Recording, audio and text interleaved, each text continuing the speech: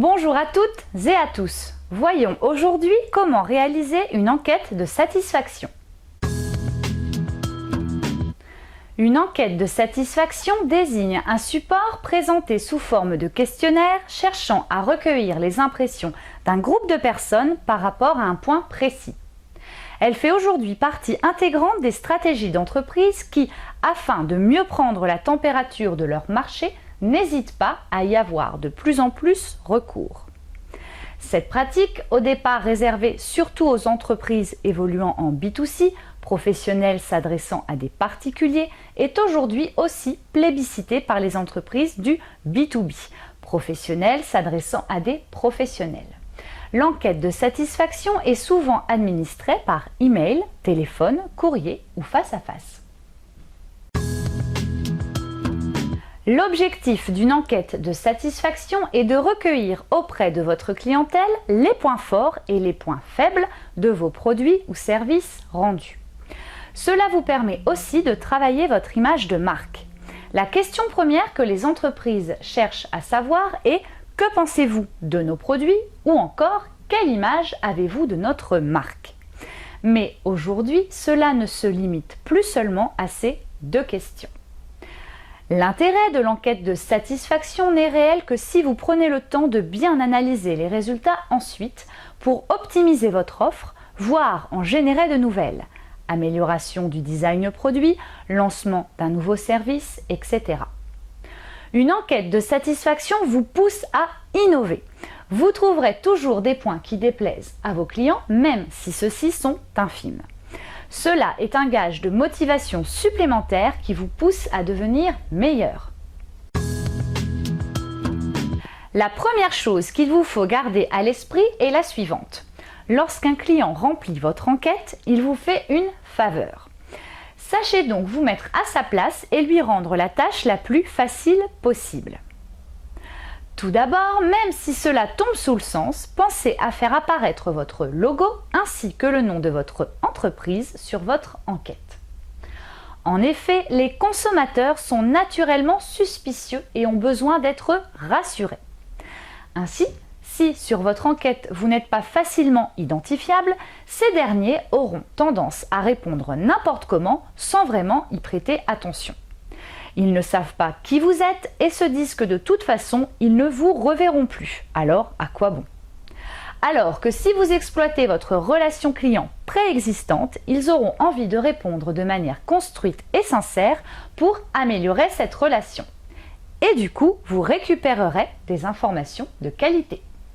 Pensez à personnaliser votre enquête. Par exemple, bonjour Émilie, étant une fidèle utilisatrice de nos services et dans un souci constant de vous apporter le meilleur, nous serions ravis que vous acceptiez de répondre à ces quelques questions, etc., etc. La personnalisation implique la personne et lui donne davantage envie de répondre qu'à un questionnaire lambda. Lorsque vous demandez à vos clients de compléter un questionnaire de satisfaction, vous leur donnez le pouvoir de changer les choses dans votre société. Les gens aiment avoir ce pouvoir, alors précisez-le leur. Dites-leur que si vous les interrogez, c'est pour leur offrir par la suite un meilleur service client fonction de leur retour et ils vous répondront avec enthousiasme. Votre questionnaire doit être court et concis. Le mieux étant de ne pas dépasser 10 questions et que ce dernier tienne, s'il est en ligne, sur une page de 1024 x 768 pixels. Pourquoi ? Tout simplement parce que personne ne prend le temps de répondre proprement à un questionnaire qui traîne en longueur, surtout sur le web où les internautes lisent les informations en diagonale. Et contrairement à un questionnaire hors ligne, sur le web, aucun enquêteur ne peut retenir l'interviewé. De plus, trop de questions risquent de compliquer par la suite votre analyse. Proposez des options de réponse simples du type échelle, car facile et rapide à renseigner. Évitez de proposer trop de champs de réponse libres, car fastidieux d'une part et lourd d'autre part relativement au travail que cela engendre pour votre analyse future, les données étant bien souvent non quantifiables. Faites en sorte que votre questionnaire soit le plus facile d'accès possible. Envoi direct de ce dernier sur la boîte email de vos clients, par exemple. Enfin, pensez aussi à personnaliser le retour que vous adressez à vos clients une fois l'enquête renseignée. Afin que cette dernière remplisse également un rôle de fidélisation, sachez prendre soin de votre client en le remerciant comme il se doit. Du simple email de remerciement aux goodies en passant par de futures offres promotionnelles, à vous de voir en fonction de votre budget ce que vous êtes prêt à lui accorder. Afin de mener à bien votre enquête de satisfaction, plusieurs questions centrales doivent être le fil conducteur dans l'élaboration de celle-ci. Tout d'abord, quel objectif vous fixez-vous au travers de ce questionnaire? Image de marque, satisfaction vis-à-vis des produits, proposition de nouveaux axes de développement. Cela vous permet d'orienter plus facilement les types de questions que vous serez amené à poser. Cet objectif doit être indiqué ou clairement sous-entendu au sein du questionnaire. De cette façon, votre client sait dans quel état d'esprit se placer et ses réponses n'en seront que plus pertinentes. Avant de vous lancer, décidez également par quels moyens vous souhaitez réaliser cette enquête. Différents canaux de diffusion s'offrent à vous qui ont tous leurs avantages et leurs inconvénients. Alors, à vous de voir si le téléphone, l'email ou encore le terrain est le mieux adapté. Rappelez-vous que toute enquête de satisfaction entraîne un suivi accru. Bien sûr, l'analyse des résultats est très importante, mais il est parfois judicieux de réitérer cette enquête quelque temps plus tard afin de se rendre compte ou non de l'évolution du marché ou de l'image de son entreprise auprès de ses clients.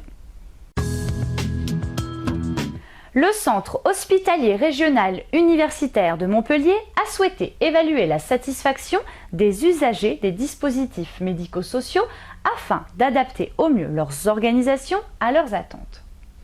Pour ce faire, entre le 13 février et le 14 mars 2014, 4 matinées par semaine, 2 étudiantes en pharmacie ont recueilli à partir d'un questionnaire de satisfaction standardisé les réponses des usagers au cours d'un entretien individuel à la fin de leur rendez-vous à la PAS, Permanence d'accès aux soins de santé. Cette enquête leur a fourni les résultats suivants. Les usagers de la PAS sont satisfaits à 97,5% de leur prise en charge. La spécificité de l'accueil, possible grâce à un personnel sensibilisé, participe probablement à cette bonne évaluation. En revanche, il faudrait que les personnes soient mieux informées sur les professionnels qu'elles vont rencontrer et que la signalétique soit optimisée. La création d'un visuel national commun au PAS pourrait être un outil pour un meilleur repérage. Je vous mets le lien sous la vidéo des résultats de cette enquête que j'ai trouvée sur Internet. Même si les questions de base n'y figurent pas, cela vous donne une bonne idée de comment structurer votre questionnaire de manière brève et concise. Voilà, c'est terminé pour aujourd'hui. N'oubliez pas, comme d'habitude, que cette vidéo est un tuto qui a pour but de vous initier à la démarche marketing et que par conséquent, il n'est pas complet.